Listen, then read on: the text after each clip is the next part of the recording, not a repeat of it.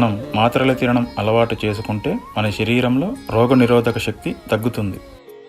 మన మూత్రపిండాలు చెడిపోతాయి, అవయవాల పనితీరు నశిస్తుంది. దైవికంగా చూస్తే ఇది మహాలక్ష్మి ప్రతిరూపం. గంధం శుద్ధతకు ప్రతిరూపం.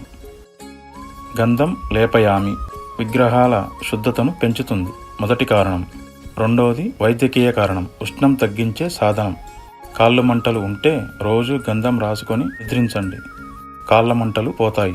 తలనొప్పి వేడి వల్ల వస్తుంది. పూర్వం గంధం ఇక్కడ మొత్తం రాసుకునేవాళ్ళు. చాలా దేవాలయాల్లో పురోహితులు, భక్తులు, మన అవ్వతాతలు కూడా రాసుకునేవాళ్ళు. గంధం ఇలా లేపనం చేసుకోవడం వల్ల వాళ్లకు సైనస్ వచ్చేది కాదు. నాడీ వ్యవస్థలో వేడిని తగ్గించేది. పళనిలో, తిరుమలలో జుట్టు తీసేశాక తలపై గంధం రాసుకుంటారు. ఎందుకంటే వేడి తలకు తగలకూడదని.